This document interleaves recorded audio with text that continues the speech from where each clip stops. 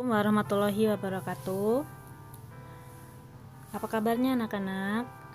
Semoga tetap sehat ya. Oke, hari ini Ibu mau membahas lagi untuk materi matematika kita, yaitu mengenai perbandingan. Tapi kali ini Ibu akan membahas mengenai perbandingan senilai pada skala dan perbandingan berbalik nilai. Oke, silahkan disimak ya. Yang pertama, ini untuk perbandingan senilai pada skala. Yang mau Ibu bahas pertama itu mengenai suhu. Suhu itu skalanya, satuannya suhu yang kita kenal itu ada 4. Yang pertama untuk derajat Celcius, kemudian derajat Reaumur, derajat Fahrenheit, serta derajat Kelvin. Untuk yang pertama itu ada derajat Celcius. Ini kita udah gak asing ya sama namanya. Derajat Celcius ini memiliki titik beku 0 derajat Celcius, kemudian titik didih airnya 100 derajat Celcius. Untuk Reaumur ini bekunya 0 derajat Reaumur, kemudian titik didihnya 80 derajat Reaumur. Untuk Fahrenheit ada titik beku airnya 32 derajat Fahrenheit, kemudian titik didihnya 212 derajat Fahrenheit. Dan Kelvin ini titik beku airnya 273 derajat Kelvin dan titik didih airnya 373 derajat Kelvin. Oke, jadi kita perlu tahu ini untuk nanti kita bisa mengkonversikan antar satuan suhu. Nah, kemudian rentang titik beku ke titik didih atau selisihnya atau rentangnya ini untuk Celcius sendiri adalah 100, dari 0 sampai 100 derajat berarti rentangnya 100. Kemudian yang Reaumur dari 0 sampai 80 berarti rentangnya 80. Fahrenheit 32 sampai 212 rentangnya 180, dikurang gitu ya cara nyarinya. Kemudian yang Kelvin ini rentangnya dapat 100. Nah, jadi dikurang cara nyari rentangnya. Kemudian, maka nilai perbandingannya itu kan 180 sama 100. Nah, kita perkecil ke 4 bilangan tersebut sehingga memperoleh perbandingan yang paling kecil tidak bisa dibagi kembali. Maka sama-sama dibagi 20. Dapatlah 5, 4, 9 sama 5. 100 bagi 25, 80 bagi 24, 180 bagi 29, 100 dibagi 25 gitu. Nah, ini kan dapatnya 5, 4, 9, 5. Ini udah nggak bisa diperkecil lagi semua bilangan tersebut. Nah, ini gunanya untuk apa? Untuk mengkonversikan suhu. Caranya seperti apa? Oke, jadi perhatikan di sini kalau kita ingin mencari misalkan Reaumur nih, mencari Reaumur. Nah, yang diketahui apa? Oh, yang diketahui Celcius. Maka gunakan rumus R sama dengan 4/5 C. C yang diketahui, derajat Celcius yang diketahui. Gitu caranya. Jadi nanti ketemu, oh ternyata X derajat Celcius itu sama dengan berapa derajat Reaumur. Nah, seperti itu. Nah, cara membaca tabelnya kayak gini ya. Misalkan diketahui di soal adalah derajat Fahrenheit. Nah, yang ditanyakan apa? Yang dicari apa? Oh, ternyata Kelvin. Maka gunakan rumus yang ini. Yang diketahui Fahrenheit, yang ditanya Kelvin. Gimana kalau kebalikannya? Ya udah. Yang diketahui Kelvin misalkan, yang ditanya Fahrenheit, maka ini rumusnya di sini. Gitu. Ini diperoleh dari rumus-rumus ini kita peroleh dari tadi kita menyederhanakan. Nah, ini kenapa kok ada yang dikurang 32, ada yang dikurang 273. Nah, ini sesuai sama titik beku yang tadi kita ketahui gitu. Untuk Fahrenheit kan titik bekunya 32 derajat, Kelvin 273 derajat. Itu caranya. Oke, untuk lebih pahamnya Ibu mau jelaskan contoh. Suhu air dalam gelas adalah 40 derajat Celcius. Ubahlah suhu tersebut dalam reaumur, Kelvin, dan Fahrenheit. Oke, kita coba ya. Yang pertama berarti kita harus tahu bahwa yang diketahui adalah Celcius. Yang ditanyakan pertama itu reaumur. Oke, artinya kita tahu bahwa rumusnya itu kita gunakan yang R sama dengan 4/5 C. 4 itu punyanya reaumur, perbandingannya 5 itu punyanya Celcius. Oke, sekarang kita masukkan ya. Yang dicari reaumur.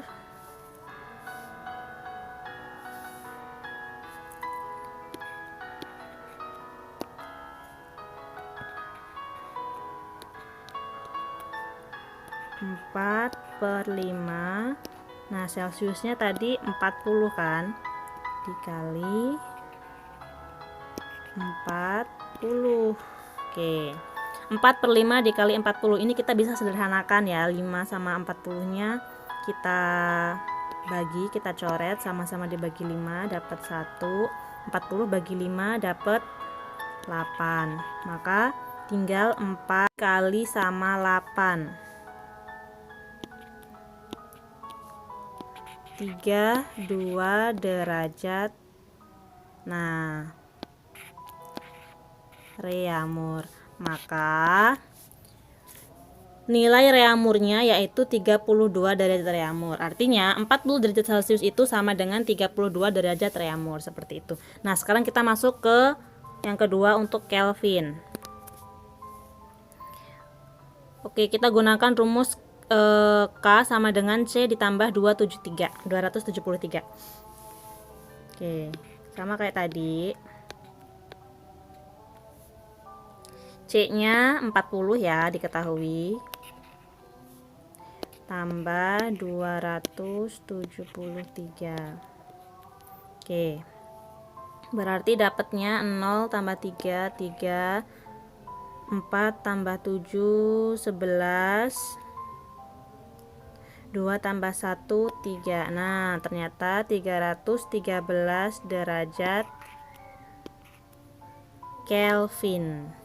Artinya 40 derajat Celcius itu sama dengan 313 derajat Kelvin. Mudah kan? Oke, selanjutnya untuk Celcius ke Fahrenheit. Kita gunakan rumus F sama dengan 9/5 C ditambah 32. 9/5, C nya 40, kita kalikan, tambah 32. Kita coret ya kayak tadi ya. 40 sama 5 sama-sama dibagi 5, 5 nya dapat 1, 40 dibagi 5 dapat 8. Jangan tambahin dulu, ingat tambah sama kali duluan, kali 9 kali 8 berapa? 72 ya. Tambah 32.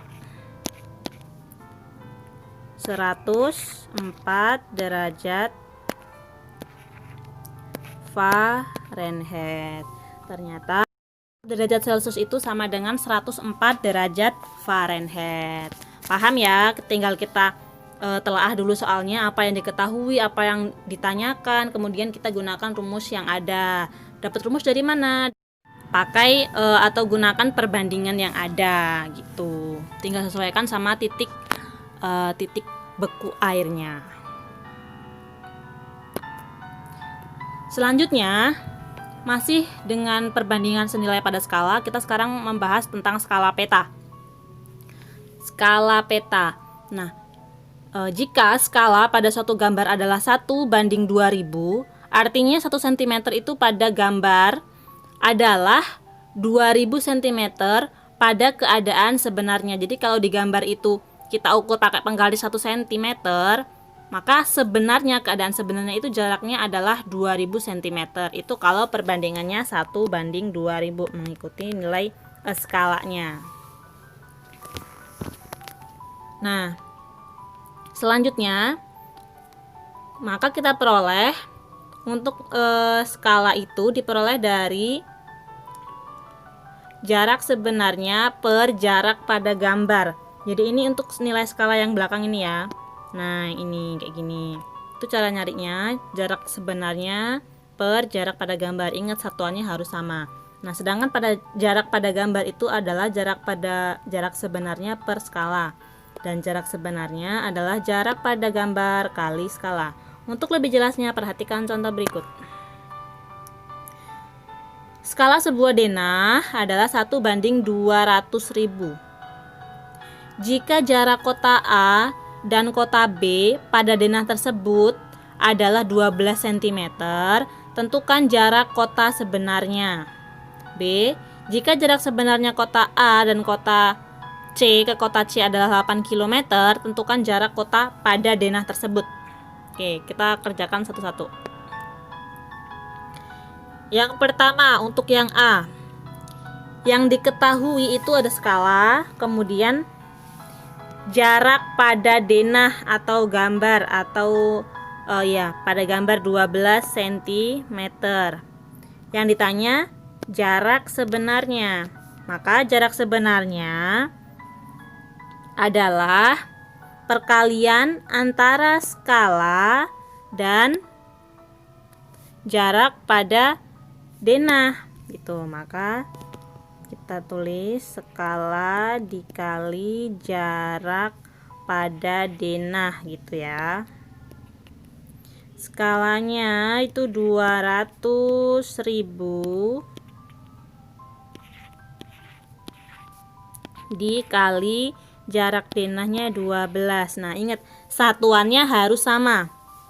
Kalau kayak gini tadi kita merujuk ke pengertian, maka artinya kan ini dalam satuan senti. Skala itu satuannya senti. Nah, ini kita lihat satuannya, ternyata senti juga, sentimeter juga, maka tidak perlu dirubah satuannya, sudah sama-sama sentimeter. Nah, kita kalikan 2 dikali 12 2, 4. Nolnya ngikutin ya, kan ini perkalian.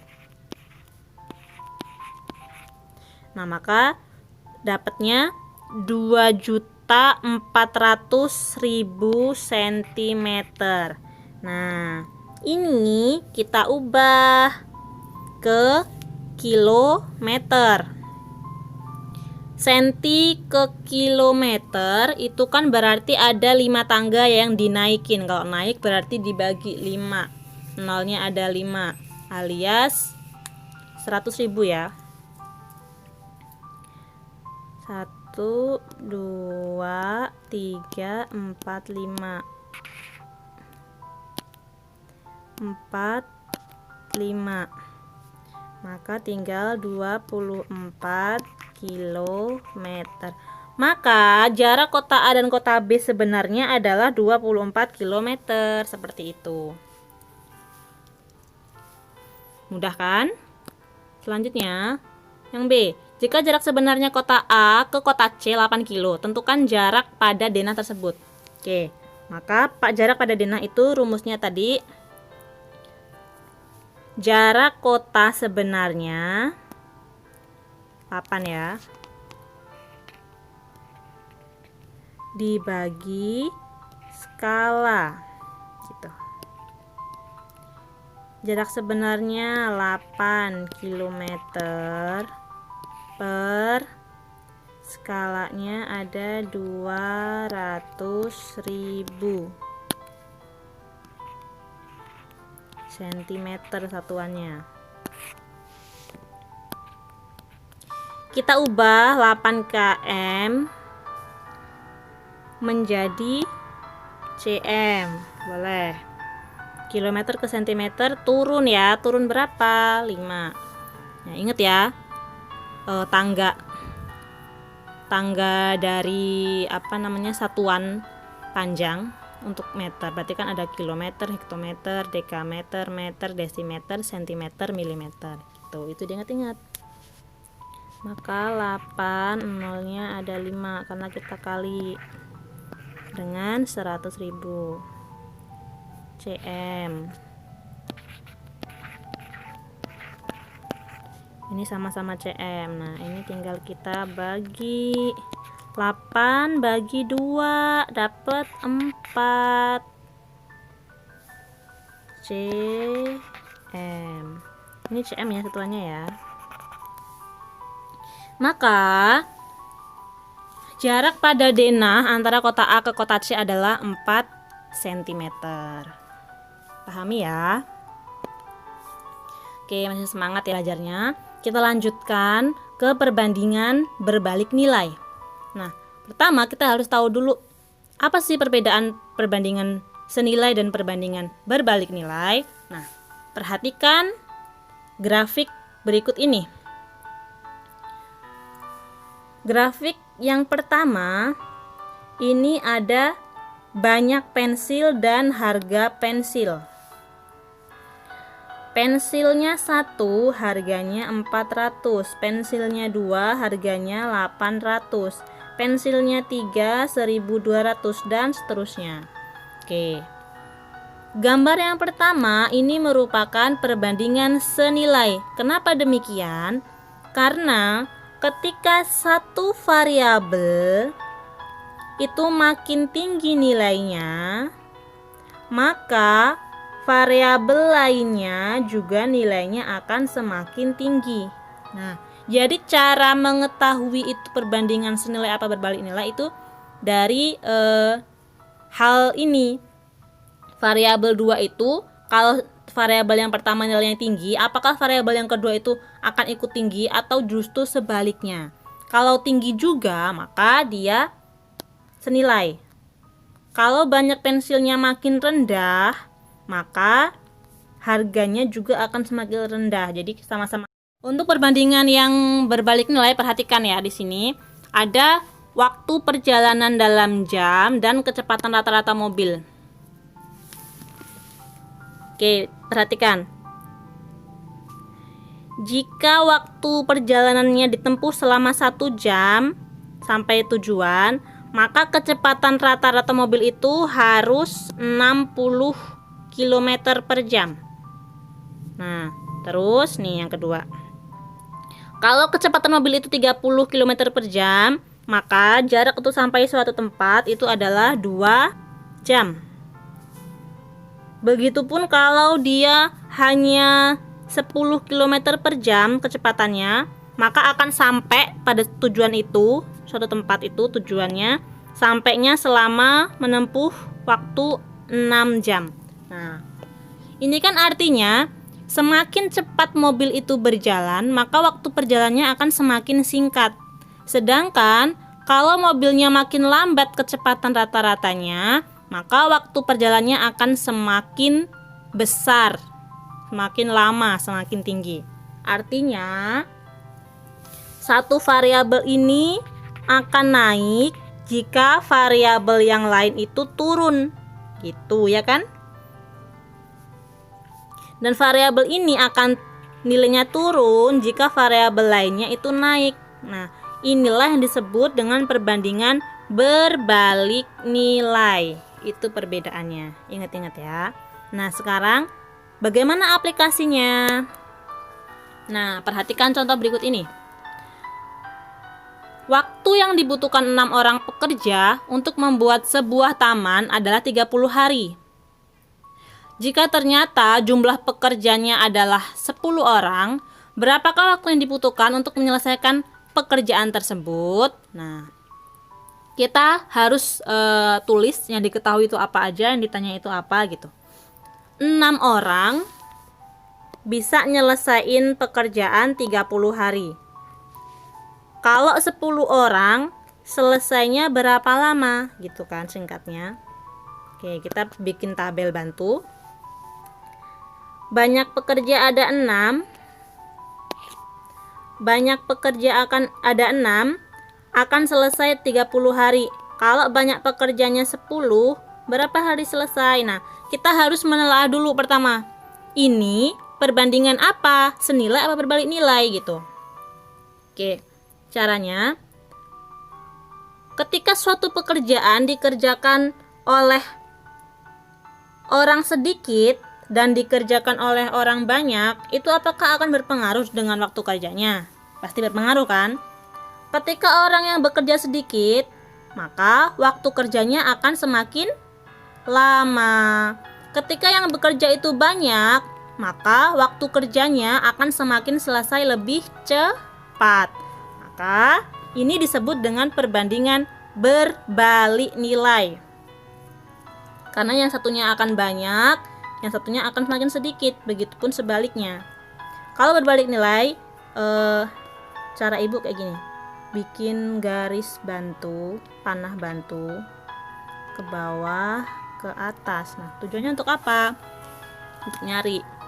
Nah, jadi cara nyarinya 6. Sini ya, ini kan ke bawah tuh panahnya. 6/10 sama dengan, nah ini kan dari bawah ke atas, maka X per 30. Oke, kita kali silang. 10 kali X, 10X. 6 kali 30, 6 kali 3, 18, 180. Oke, artinya X adalah 180. 10 ini kan kali, pindah ruas jadi bagi, sama-sama dibagi biar 10-nya hilang, sama-sama dibagi 10. Maka 180 dibagi 10. Tinggal coret-coret 18. Nah, ini kan waktu kerja, satuannya hari. Jadi, waktu yang dibutuhkan untuk menyelesaikan pekerjaan tersebut, kalau pekerjaannya ada 10 orang, adalah 18 hari. Paham ya? Oke, contoh terakhir, contoh 4. Sebuah motor mampu menempuh jarak 45 km dengan menghabiskan 6 liter bensin. Jika bensin dalam tangki motor adalah 10 liter, berapa jarak yang dapat ditempuh motor tersebut? Oke. Pertama kita bikin tabel bantu biar kita nggak pusing. Jadi, kalau jaraknya 45 km menghabiskan bensin 6 liter. Nah, kalau bensinnya ada 10 liter, jarak yang ditempuh berapa gitu.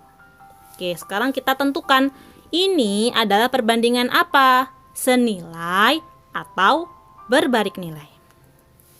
Oke. Caranya kita perhatikan di sini kan ada bensin ya sama jarak ya. Kalau bensin dalam sebuah motor, semakin banyak bensin yang ada dalam motor, itu kan pasti motornya akan lebih jauh dalam menempuh jarak, ya kan? Kalau bensinnya semakin sedikit, cuma dikit, maka jarak yang ditempuh motor itu cuma bisa sedikit juga. Gitu. Artinya, karena sama-sama banyak dan sama-sama sedikit, itu artinya soal ini adalah perbandingan senilai. Nah, kalau tadi berbalik nilai itu kan panahnya ke bawah ke atas. Nah, kalau ini kita bikin panah bantu biar kita paham, biar kita ingat panahnya ke bawah semua. 45 per X 6 per 10. Nih ya, 45 X 6 10 kali silang 6 kali X 6x.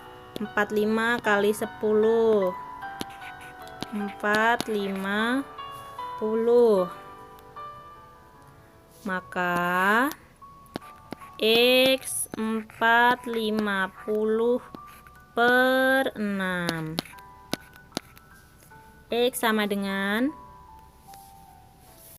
5 dibagi 6, berarti 6 kali 7 42 ya, 7. Sisa 45 dikurang 42 3, 30 bagi 6 5, maka nilai X adalah 75 km. Tuh. Jadi jika bensin yang ada dalam tangki adalah 10 liter, jarak ditempuh motor tersebut akan sejauh 75 km sampai bensinnya habis. Paham ya? Kalau nggak paham diulangin lagi penjelasan dari ibu biar paham, biar dong. Oke, Sekian penjelasan dari Ibu, terima kasih. Jangan lupa semangat untuk belajar, jaga kesehatan. Ibu akhiri, wassalamualaikum warahmatullahi wabarakatuh.